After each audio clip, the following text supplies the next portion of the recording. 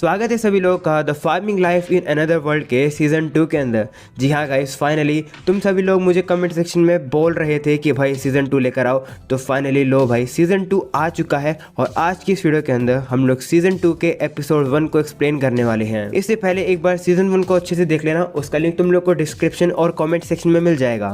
तो चलो फिर अब बिना टाइम वेस्ट करे हम लोग इस एपिसोड को शुरू करते हैं। पर उससे पहले अगर तुम लोगों ने अभी तक चैनल को सब्सक्राइब करके ऑल नोटिफिकेशन ऑन नहीं करी है तो कर दो, क्योंकि इसके नए एपिसोड भी काफी जल्द आने वाले हैं। और अगर तुम लोग सब्सक्राइब नहीं करोगे तो इसके नेक्स्ट एपिसोड को तुम लोग मिस कर दोगे, तो सब्सक्राइब कर दो। एपिसोड की शुरुआत होती है, हम लोग सबसे पहले लास्टी को देखते हैं जो कि सभी लोग को वेलकम करती है। वो कहती है कि इस समय पर मैं इस विलेज के डिप्लोमेटिक रिलेशंस को संभालती हूँ, तुम लोग मुझे लास्टी बुला सकते हो। और अगर तुम लोग को याद नहीं हो तो मैं याद दिला दूं कि ये एक ड्रैगन है। उसके साइड में फ्लोरम भी खड़ी है जो कि काउंट की बेटी है। वो लोग अब कहते हैं कि चलो हम लोग आपको ये विलेज दिखाते हैं। हम लोग को अब पेड़ के ऊपर ज़ाबूटोन के एक बच्चे को भी दिखाया जाता है जो कि सभी को हाई कर रहा होता है। लास्ट ईयर सभी लोग को बताने लगती है कि यहाँ के जो फील्ड है ये यहाँ से लेकर अंत तक दिखते हैं। फ्लोरम भी कहती है कि हाँ, ये जगह इतनी ज्यादा बड़ी है कि हम तुम्हें सारा कुछ नहीं दिखा पाएंगे के बारे में। इसके बाद हम लोग इतने समय बाद सीना को भी देख पा रहे हैं। सीना एक बीचमैन है, वो इस समय पर काफी ज्यादा नर्वस है अपना इंट्रोडक्शन देने के लिए। वो अब सभी लोग को दिखा रही होती है यहाँ के टमाटर्स के फार्म। इसके बाद हम लोग को अब सभी एल्फ लड़कियों को भी दिखाया जाता है जो कि हर बार की तरह काफी खूबसूरत लग रही है और फार्म में काम कर रही हैं। हम लोग को यहाँ पर उस स्लाइम को भी दिखाया जाता है। तुम लोग को याद ही होगा कि इस स्लाइम का यूज किया जाता है सारे कूड़े को खत्म करने के लिए। इसके बाद हम लोग को अब डुआफ को भी दिखाया जाता है।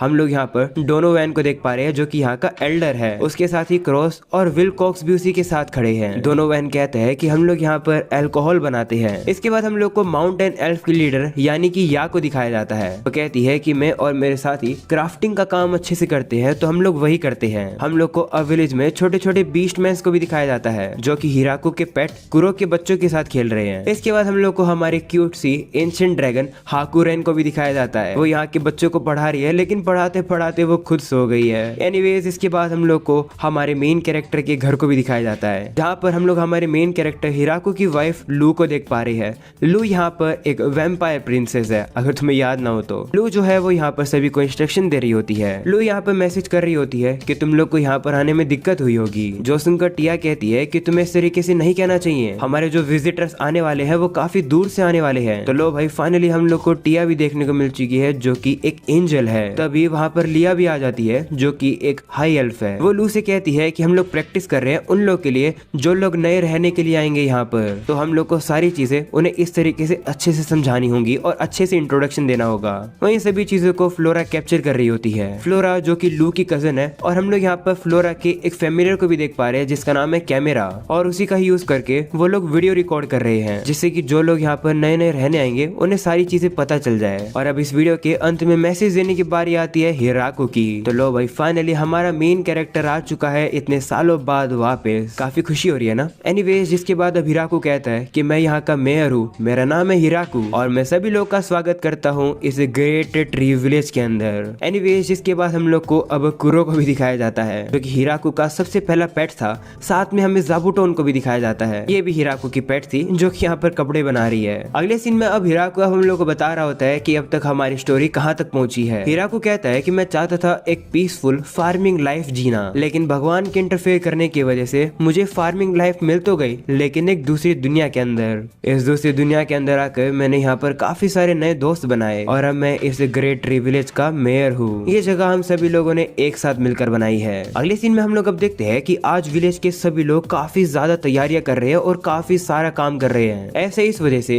क्योंकि इस विलेज के अंदर और भी नए लोग रहने के लिए आने वाले हैं। कम से कम 100 लोग तो आने ही वाले हैं। ये सुनकर हिराकू कहता है कि इतने सारे लोग आने वाले हैं तो मुझे लगता है कि एक और विलेज ही बनाना पड़ेगा। तो लू भी कहती है कि चलो फिर बनाते हैं नए लोगों के लिए एक नया विलेज। तो लिया भी ये सुनकर कहती है कि ठीक है, मैं जाकर नई लोकेशंस ढूंढती हूँ। और अब इसी तरीके से वो लोग अब फाइनली लोकेशन ढूंढ लेते हैं। और अब बारी आ जाती है हिराकू की अपने एक्स का यूज करके पेड़ को काटने की। हिराकू बताता है कि हम लोग को अब काफी सारे खाने की भी जरूरत पड़ने वाली है, इसलिए हम लोग हंटिंग करने वाले हैं। और हंटिंग करने के लिए ऑफ कोर्स कुरो की फैमिली जाने वाली है। हिराकू कहता है कि हम लोग इतने ज्यादा एक्साइटेड हो गए हैं नए लोगों के लिए, तो हम लोग इससे पहले प्रैक्टिस ही करना शुरू कर गए। अगले सीन में अने अब नया खाना बना देती है। उसे देखकर हिराकू भी कहता है कि ये तो कुछ नया है, तो तो अने भी कहती है कि हाँ, ये खाना उन इंग्रेडिएंट से बना है जो कि काफी जल्दी खराब हो जाता है। इससे हम लोग फोकस कर पाएंगे अपना ज्यादातर एफर्ट सप्लाई को बढ़ाने में। ये खाना खाकर टिया कहती है कि नई लड़कियों को ये खाना काफी पसंद आएगा। तो अब लू भी कहती है कि हाँ, जॉब करने वाले लोगों के लिए ये खाना परफेक्ट है। ये सुनकर अब हिराकू भी कहता है कि हाँ, तुम लोग सही कह रहे हो, एक काम करता हूँ, ये खाना मैं खुद उन लोग के पास लेकर जाता हूँ। हिराकू जिसके बाद अब याद करता है कि फ्लोरम ने कहा तो था कि वो एक्स्ट्रा बिजी होने वाली है। इसके बाद हम लोग को विलेज के हॉल रूम को दिखाया जाता है जहाँ पर काफी सारी क्लर्क बैठी होती है। ये नई क्लर्क है जो कि काम करके काफी ज्यादा थक चुकी हैं। इस वाली क्लर्क का नाम है रोआजू और दूसरी का नाम है रोजालिंड। तभी हिराकू उन लोग के लिए खाना लेकर आ जाता है, जिसे सुनकर वो कहती है कि लेकिन इस समय पर हम लोग काफी बिजी हैं। फ्लोरा भी यहाँ पर काम कर रही है। वो कहती है कि इतने सारे फूड को और मटेरियल को रिकॉर्ड करना काफी ज्यादा इम्पॉसिबल है। और अब क्योंकि हाकुरन का तो काम करने का बिल्कुल ही मन नहीं है, इसलिए वो लास्ट टी की नाक में गुदगुदी कर देती है, जिससे अब उसे छींक आ जाती है और उसकी छींक से अब सामने वाला जो डाटा होता है वही जल जाता है। यानी कि अब उन लोग को काम नहीं करना पड़ेगा। ये देखकर तो सारे क्लर्क अब रोने लगती है क्योंकि उन्हें काम फिर से करना पड़ेगा। उनकी ये हालत देखकर हिराकू कहता है कि चिंता मत करो, फ्लोरम यानी कि फ्लो मदद लेकर आ रही है। तभी फ्लो वहाँ पर अब कुछ लोगों को लेकर आ जाती है जो कि डिमोनिक किंगडम से आई हैं। वहीं पर अब वो जो क्लर्क होती है वो कह रही होती है कि हमें तो लगा था कि हम लोग लेडी फ्लोरा की मदद करने वाले हैं। हमें कहा गया था कि यहाँ पर काम करने से हमारी सोशल स्टैंडिंग बढ़ जाएंगी और जो काम हमें मिलेगा वो भी काफी सिंपल है, उसे कोई भी कर सकता है। तो फ्लो भी अब उन लोग को डेस्क पर बैठा देती है और कहती है कि चलो काम करना शुरू करते हैं। वो अब कहती है कि सबसे पहले हम लोग शुरुआत करेंगे हमारे रिकॉर्ड्स को कैटेगरीज में ऑर्गेनाइज करने की।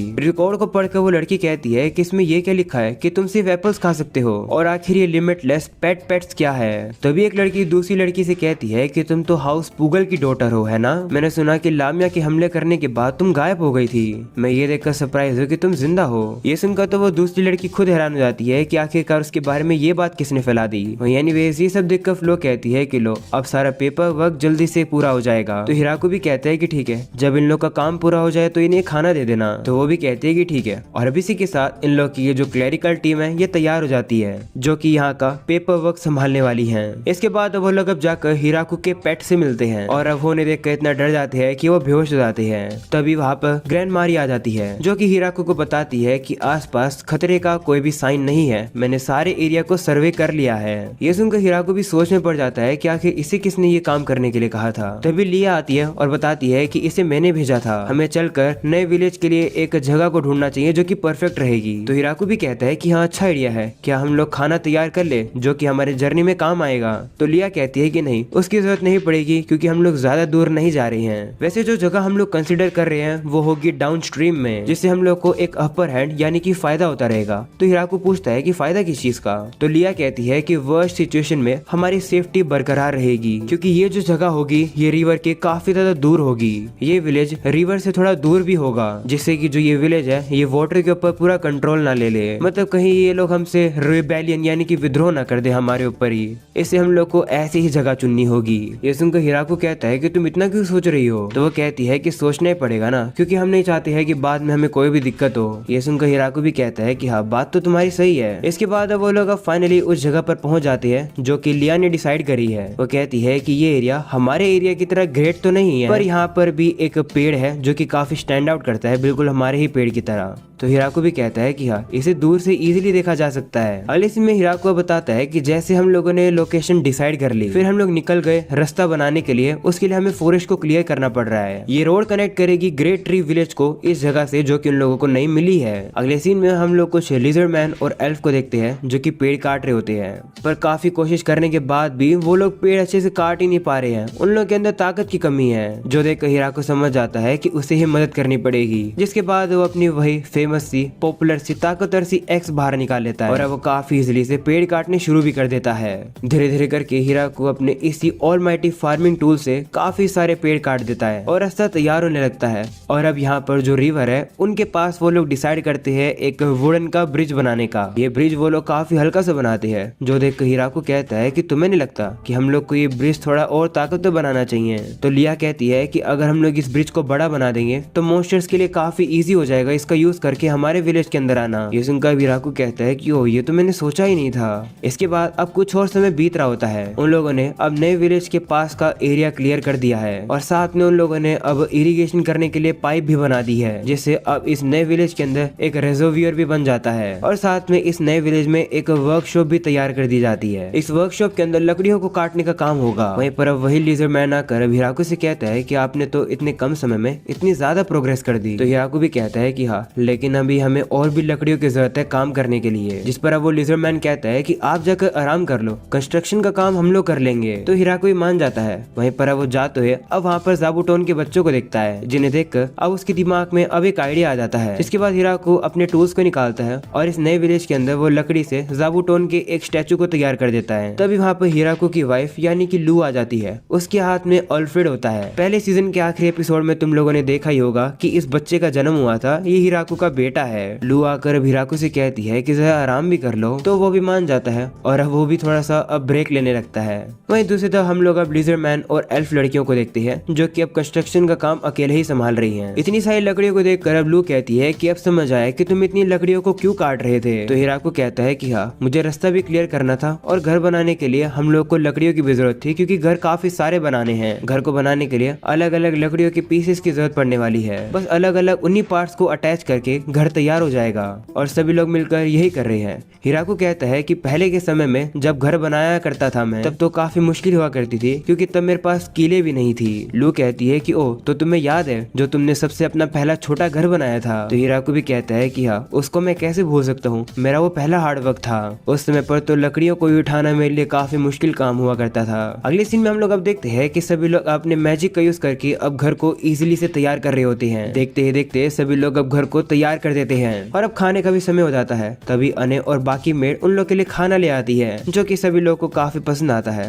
इसके बाद वो लोग अब फिर से काम पर लग जाते हैं और अब फाइनली जैसे ही कुछ समय बाद अब आकर हिराकू देखता है, तो वो देखता है कि विलेज तो अब तैयार हो चुका है। हिराकू कहता है कि सभी की मदद की बदौलत अब ये नया विलेज बनने लगा है। तो लिया भी कहती है कि हाँ, आखिरकार तुम कितने एक्सपेक्ट कर रहे हो कि यहाँ पर कितने लोग रहने के लिए आएंगे। तो हिराकू कहता है कि कुछ कह नहीं सकते हैं, कोई एग्जैक्ट नंबर नहीं पता मुझे। तभी वहाँ पर वही मैसेंजर आ जाती है, जो कि लॉर्ड ड्राइमे की तरफ से मैसेज लेकर आई है। वो कहती है कि ड्राइमे ने कहा है कि वो नए लोगों को अभी ला रहे हैं। अगले सीन में हम लोग को अब लॉर्ड ड्राइमे को ही दिखाया जाता है, जो कि उड़कर अपने ड्रैगन वाले फॉर्म में आते हैं, लेकिन अब इस विलेज में आते वो अपने ह्यूमन फॉर्म को ले लेते हैं। तो अब हिराकू से कहते हैं कि जल्दबाजी के लिए माफी चाहता हूँ, लेकिन जितना मैंने सोचा था सिचुएशन उससे भी ज्यादा प्रेशरिंग है। तो हिराकू अब कहता है कि तुम्हें आने की जरूरत नहीं थी, तुम किसी को भेज देते ये बात बताने के लिए। तो वो कहता है कि मैंने एक Y1 मैसेंजर को भेजा तो था, लेकिन लगता है कि उड़कर मैं ही उससे जल्दी पहुंच गया। माफ करना, मैं थोड़ा सा जल्दी में था। दरअसल जिन लोगों को मैं लाया हूँ इनको मिनोटोर्स कहा जाता है और ये लोग यहाँ रहना चाहते हैं। ये देखकर हिराकू शॉक हो जाता है और कहता है कि ओ,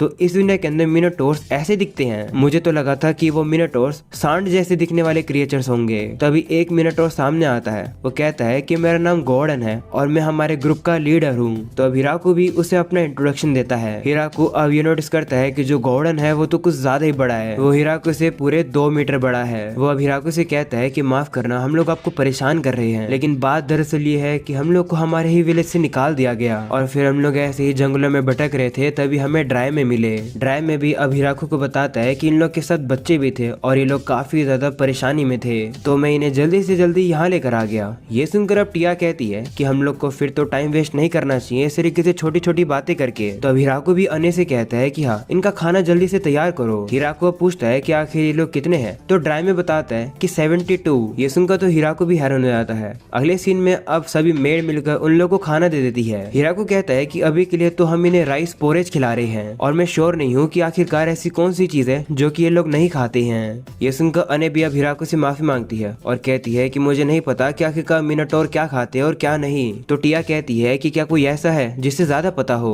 तभी एक लिजर्ड मैन जिसका नाम है नार्फ वो सामने आता है और कहता है कि मुझे पता है। ये सुनकर हिराकू कहता है कि तुम्हें कैसे पता। तो वो कहता है कि मैंने कुछ समय कुछ मिनोटोर्स के साथ बिताया था अपने पिछले विलेज में, आप मुझे बस परमिशन दे दो, इन लोगों को जो भी चाहिएगा मैं इन्हें दे दूंगा। तो हिराकू भी कहता है कि ठीक है। इसके बाद नार्फ अब जाकर उन मिनोटोर से बात करने लगता है और अब वो उन लोगों से अच्छे से दोस्ती भी करने लगता है। ये देखकर हिराकू भी काफी खुश हो जाता है क्योंकि नार्फ काफी काम आएगा। हिराकू अब कहता है कि चलो अब इन लोग को वो घर दे देते हैं जो कि हमने बनाए हैं। जिस पर अब टिया कहती है कि मुझे नहीं लगता कि वो घर हम इन्हें दे सकते हैं। तो हिराकू हिराकू भी पूछता है कि लेकिन क्यों। और अब जैसे वो लोग वहाँ पर जाते हैं, हिराकू को इसका आंसर पता चल जाता है। ऐसा इसलिए क्योंकि इन मिनोटोर का साइज काफी ज्यादा बड़ा है और ये घर काफी छोटे हैं। ये लोग इन घर के अंदर आ तो जाएंगे पर इन्हें काफी भीड़ हो जाएगी। हिराकू के पास और कोई भी चॉइस नहीं बचती है, उसे उन सभी लोगों को अपने ही घर के अंदर लाना पड़ता है। इस जगह को देखकर लिया कहती है कि ये सारी जगह तो भर चुकी है और तो और हमारे गेस्ट को भरने वाली जगह भी भर चुकी है। ये सुनकर हिराकू कहता है कि इसका मतलब है कि हमें जल्दी से जल्दी इनके रहने का इंतजाम कराना होगा। तभी इतने में ही फ्लो वहाँ पर भागते हुए आती है। वो बताती है कि फादर की तरफ से मुझे अभी अभी मैसेज मिला, वो नए लोगों को अभी के अभी लेकर आ रहे हैं। जो सुनकर हिराकू परेशान हो जाता है और कहता है कि वाह ये तो कमाल ही हो गया। अगले सीन में हम लोग को फ्लो के फादर यानी कि बीजल को दिखाया जाता है, जिनकी हालत काफी बुरी लग रही होती है। वो कहते हैं कि माफ करना इतनी जल्दबाजी के लिए। उसकी ये हालत देखकर हिराकू पूछता है कि क्या हुआ। आप तो वो रेफ्यूजीज को नया घर दिलाने के लिए लेकर आने वाले थे। तो बीजल कहता है कि दरअसल चीजें थोड़ी सी गलत हो गई और मुझे फिर फोर्सफुली अपने टेलीपोर्टेशन मैजिक का यूज करना पड़ा, वो भी बार बार और काफी सारे लोगों के ऊपर, उनको एक सेफ जगह तक पहुंचाने के लिए। तो हिराकू कहता है कि ऐसी बात है तो आप जाकर आराम करो। ये सुनकर फ्लो भी अपने फादर को ले जाती है आराम कराने के लिए। जिसके बाद हिराकू भी अब इन नए लोगों को देखता है और अब उसे पता चलता है कि ये जो नए लोग हैं ये है हाफ हॉर्स सेंटोरस। वहीं हिराकू अब उन्हें देख रहा होता है, जो देखकर इनके लीडर गुस्से में आ जाती है। वो हिराकू से कहती है कि अपनी आंखें संभालो, क्या तुम अपने आप को इंट्रोड्यूस नहीं करोगे। तो हिराकू भी डर जाता है। वो कहता है कि मैं हिराकू हूँ, मैं इस विलेज का मेयर हूँ। ये सुनकर वो लड़की कहती है कि मेरा नाम है ग्रूवोल्ड और मैं एक सेंटोरस हूँ। मैं विस्काउंट बिग चीफ रिटेनर की उसकी मैं एक कीन हूँ, यानी कि उसी की रिलेटिव हूँ। वहीं हिराकू को तो पता ही नहीं है कि ये विस्काउंट बिग है कौन। वो कहता है कि शायद से ये कोई नोबल होगा डिमोनिक किंगडम का। वहीं हिराकू उसे कुछ कहता नहीं है, जो देखकर ग्रूवोल्ड कहती है कि आखिर तुम शांत क्यों खड़े हो, मैंने तुम्हें अपनी पोजीशन समझा दी है और मैं ये एक्सपेक्ट कर रही हूँ कि तुम एक एप्रोप्रिएट मेजर लोगे हमारे लिए। तो हिराकू भी अब कहता है कि तुम्हें थोड़ा सा वेट करना पड़ेगा। जो सुनकर वो गुस्से में आ जाती है और कहती है कि क्या हम लोग को और वेट करना पड़ेगा। तभी वहाँ पर एक क्लर्क आ जाती है जिसका नाम है लेटी। वो ग्रूवोल्ड से कहती है कि माफ करना, हमें पता है कि आप इतनी लंबी जर्नी करके थक गई होगी, पर आप जमीन पर आराम कर सकती हो।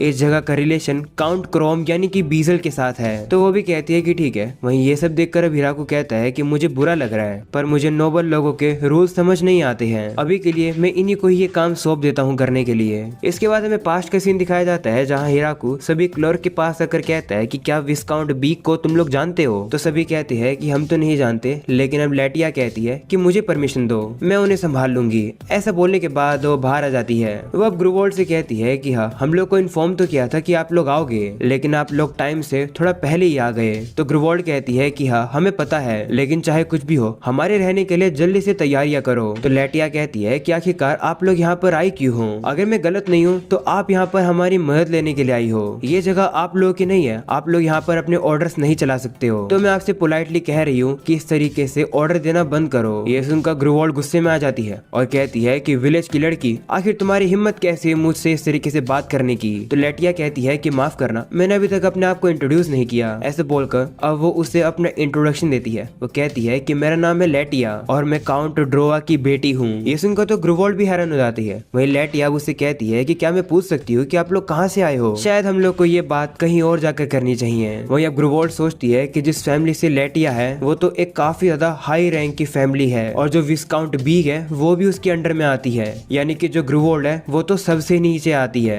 उसे अपनी गलती रियलाइज हो जाती है। वो समझ जाती है कि अगर लेटिया हिराकू के लिए काम करती है तो हिराकू कितना ज्यादा इंपॉर्टेंट पर्सन है। वो हिराकू से आकर माफी मांगती है क्योंकि उसने हिराकू से बुरी तरीके से बात करी थी। तो अब हिराकू भी अब उसे माफ कर देता है। वही लेटिया अब हिराकू से कहती है कि क्या इन लोग को संभालने का काम मैं कर सकती हूँ, क्योंकि इन लोग का मेरी फैमिली के साथ एक कनेक्शन है। तो हिराकू कहता है कि ठीक है, फिर तुम ही संभालो इन्हें। वैसे सब कुछ ठीक तो है ना, मतलब तुम्हारे घर पर भी तुम्हारा होमलैंड वॉर के बीच में अभी फंसा हुआ है और वॉर इतनी बढ़ चुकी है कि लोग बेघर होकर यहाँ आ रहे हैं, तो सब कुछ ठीक तो है ना। जिस पर वो कहती है कि शुक्रिया चिंता करने के लिए, लेकिन मुझे पता चला है कि चिंता करने वाली कोई बात नहीं है मेरे घर पर। वहीं पर अब लेटिया को वापस आने में समय लग रहा होता है, जो देखकर वो समझ जाती है कि लेटिया अब वापस नहीं आने वाली है। अगले सीन में हिराकू अब उन्हीं सेंटोरस को उनके घर पर लाने की कोशिश करता है, पर अब क्योंकि उन लोग की भी हाइट बड़ी है तो ये घर उन लोग के लिए छोटा है। ग्रोवर्ल्ड अब लू से कहती है कि क्या तुम अपने मैजिक का यूज करके अपने आप को छोटा नहीं कर सकती हो? तो वो कहती है कि नहीं, मैं इतनी ही छोटी हो सकती हूँ। ये सुनकर हिराकू भी अब लू से कहता है कि सभी लोग तुम्हारी तरह नहीं होते हैं कि वो इतने छोटे हो सके।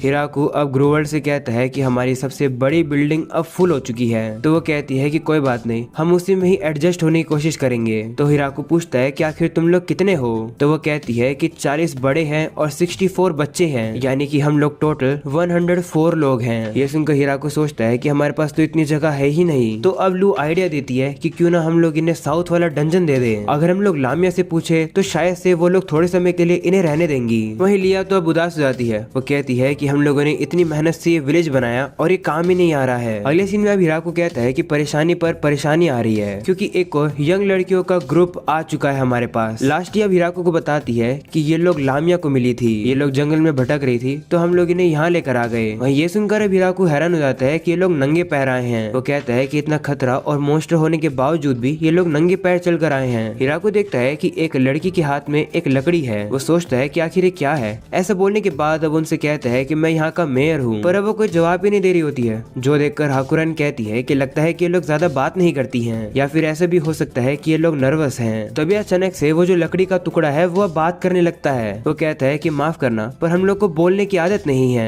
ऐसा बोलकर वो कहता है कि तुम मुझे ईगू बुला सकते हो। ये देखकर हिराकू हैरान हो जाता है कि ये लकड़ी बात कर सकती है। हिराकू को पता चलता है कि ये जो लड़कियां हैं ये थोड़ी सी वुड स्पिरिट्स हैं। इन लोग के पास एक ऐसी एबिलिटी है जिसका यूज करके ये लोग अपने आप को पेड़ बना सकती हैं, और जब भी इनके सामने कोई मॉन्स्टर आता है तो ये लोग अपनी ट्री की फॉर्म में आ जाते हैं। पर जब ये लोग अपनी ट्री वाली फॉर्म में होते हैं और इनके ऊपर कोई हमला कर देता है तो ये वापस से इंसान बनने की एबिलिटी को कुछ समय के लिए खो देते हैं, यानी कि ये लोग वापस से इंसान कुछ ही समय बाद बन पाते हैं, ना कि तुरंत। वहीं ईगो बताता है कि मैं छोटा इसलिए हूँ जिससे मुझे इजिली ट्रांसपोर्ट किया जा सके। ईगो अब ये भी बताता है कि इंसानों ने इतने ज्यादा पेड़ काट दिए जिसकी वजह से हमारी लैंड के ऊपर बाढ़ आ गई और फिर हम लोग को अपनी लैंड से निकलकर फॉरेस्ट ऑफ डेथ को पार करना पड़ा। फिर हमें माइकल नाम का एक मर्चेंट मिला और उसने ही हमें तुम्हारे इस विलेज के बारे में बताया। ये सब सुनकर अब लास्टी कहती है कि इतना चलकर आने की वजह से तुम लोग को काफी भूख लग रही होगी। हिराकू भी पूछता है कि हाँ, क्या हम लोग तुम्हारे लिए खाना तैयार करवा दें या फिर तुम लोग का कोई मनपसंद खाना हो तो बता दो। तो ईगो कहता है कि हम लोग को कोई भी खाने की जरूरत नहीं है। ये सुनकर हिराकू शौक हो जाता है और कहता है कि क्या सच्ची में? तो ईगो कहता है कि ऐसी बात है तो तुम हमें फ्रूट्स दे सकते हो। तो हिराकू भी कहता है कि ठीक है, ये तो काफी इजी काम है। वहीं ईगो कहने लगता है कि माइकल ने हमें उन फ्रूट्स को दिखाया जो कि यहाँ इस विलेज में उगते हैं। हमने देखा कि जो तुम्हारे फ्रूट्स थे वो काफी कमाल के थे। अगर तुम अपनी लैंड के ऊपर इतने कमाल के फ्रूट्स उगा सकते हो तो इसका मतलब है कि तुम्हारे एरिया की जो सोइल है वो काफी कमाल की है और काफी उपजाऊ है, तो हमें खाने के लिए वो दे दो।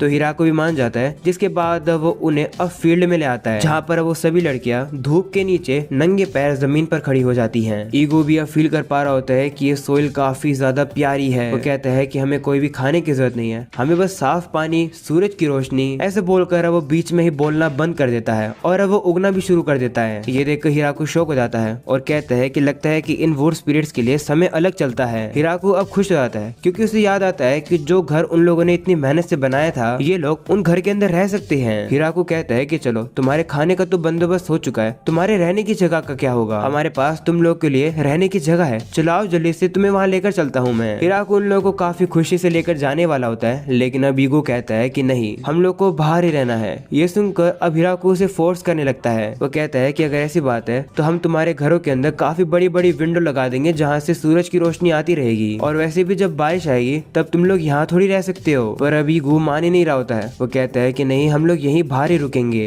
ये सुनकर हिराकू अब थोड़ा सा उदास सा हो जाता है। इसके बाद अब रात का सीन दिखाया जाता है जहाँ पर हमें पता चलता है कि अभी के लिए जो छोटे मिनोटॉर्स हैं उन लोग को वो घर दे दिए जाते हैं जो कि हिराकू और उसके साथियों ने बनाए थे, और जो सेंटोर्स है वो इस समय पर अस्तबल में रह रहे हैं, और ये जो वुड स्पिरिट्स है वो तो अभी भी फील्ड में ही खड़ी हैं। मैं श्योर नहीं हूँ कि इन लोग को रात में वहाँ पर देखना मुझे अच्छा लगेगा या फिर नहीं, और पता नहीं कि मुझे इन लोग को वहाँ पर देखने की आदत बनेगी या फिर नहीं। हिराकू अब कहता है कि अभी के लिए जो हमने दूसरा विलेज बनाया था वो तो अभी के लिए खाली रहेगा। अभी के लिए हम लोग को इन मिनोटॉर्स के लिए घर बनाने की तैयारी करनी होगी, क्योंकि अगर हम लोग ऐसा नहीं करेंगे तो हमारा घर काफी भरा भरा लगेगा। टिया अब कहने लगती है कि हम लोग को खाने की, कपड़े की और भी बाकी चीजों की जरूरत पड़ेगी। तो हिराकू कहता है कि हाँ, अभी के लिए हम लोग जो मैनेज कर सकते हैं उससे शुरू करते हैं। वही लिया तो काफी ज्यादा थकी हुई होती है, तो हिराकू से कहता है कि इस तरीके से पढ़ो मत, तुम्हें चलकर नए घरों को डिजाइन करना है। ये सुनकर तो अब वो काफी एक्टिव हो जाती है और कहती है कि चलो फिर बड़े बड़े घर बनाते हैं इस बार। तो हिराकू कहता है कि हाँ, वो घर हम लोग को 72 मिनटोर और 104 सेंटोर के लिए बनाना है। ये सुनकर वो कहती है कि चलो फिर तो और मजा आएगा, और अब वो काम करने के लिए तैयार हो जाती है। अब एपिसोड के एंडिंग में हम लोग को लेटिया और ग्रूवोल्ड की कन्वर्सेशन दिखाई जाती है, जहाँ लेटिया की पोजीशन जानने के बाद ग्रूवोल्ड उससे माफी मांगती है रूड तरीके से बात करने के लिए। तो लेटिया उससे कहती है कि कोई बात नहीं, तुम बस एक लीडर के तौर पर अच्छे एक्शन ले रही थी अपने साथियों के लिए। तब ग्रूवोल्ड भी कहती है कि मुझे इससे कोई फर्क नहीं पड़ता कि मेरे साथ क्या हो, मैं बस ये चाहती हूँ कि हमारे बच्चे सेफ रहें। अगर आप लोग हमें नहीं रखना चाहते हो तो कोई बात नहीं, बस हमारे बच्चों को रख लो। तो लेटिया कहती है कि ये चीज तो हमारे मेयर हिराकू डिसाइड करेंगे, ना कि मैं। ऐसा बोलकर वो बताती है कि जो हमारे मेयर हिराकू है वो हम सभी से ऊपर है। मैं भी रैंक में बहुत नीचे आती हूँ, तुम ऐसा मान सकती हो कि मैं तो एक रेत के एक दाने के बराबर हूँ, यानी कि मैं तो एक सैंड के एक दाने की तरह हूँ। ये सुनकर अब ग्रूवोल्ड हैरान हो जाती है और कहती है कि लेकिन तुम तो एक काउंट की बेटी हो। तो अब लेटिया उससे कहती है कि तुम्हें क्या लगता है कि काउंट बीजल, जो कि डीमन लॉर्ड के 4 जनरल में से एक हैं, वो यहाँ पर आते हैं हम लोगों से रिक्वेस्ट करने के लिए। वो हिराकू के सामने एक वर्कर की तरह काम करते हैं हिराकू के लिए। इससे तुम समझ ही सकती हो कि हमारे मेयर हिराकू की रैंक कितनी ज्यादा है। तो मैं होप करती हूँ कि तुम समझ पाओ कि हिराकू के सामने तुम अच्छे से बिहेव करो। अब यही बात सुनकर अब ग्रूवोल्ड हिराकू से माफी मांगने के लिए आई थी, जहाँ हिराकू ने उसे माफ भी कर दिया था। ऑलराइट गाइस, अब इसी के साथ ये एपिसोड यही खत्म हो जाता है। और जैसे कि तुम लोग देख ही पा रहे होगे कि ये एपिसोड कुछ ज्यादा ही बड़ा बन चुका है, पर मेरे ख्याल से तुम लोग को ये एपिसोड इतना ही बड़ा चाहिए था। बट चलो एनीवेज, आई होप कि तुम्हें ये वाला एपिसोड पसंद आया होगा। पसंद आया हो तो मुझे लाइक करके जरूर बता देना कि तुम्हें ये एपिसोड कितना पसंद आया। इस वीडियो पर एम करते हैं 5000 लाइक का। इस वीडियो पर 5000 लाइक कर दो, जिससे कि मैं अगला एपिसोड और भी जल्दी लेकर आ सकूं। और हाँ, अगर तुम लोग इस चैनल पर नए हो तो सब्सक्राइब करके ऑल नोटिफिकेशन भी ऑन कर देना, क्योंकि इस चैनल पर तुम लोग को इसी तरीके की इससे कई एनिमे की एक्सप्लेनेशन वीडियो मिलती रहती है। तो या गाइस, आज की इस वीडियो के अंदर हम लोग इतने रखते हैं। मिलते हैं नेक्स्ट वीडियो के अंदर, तब तक के लिए बाय बाय, अपना ख्याल रखो।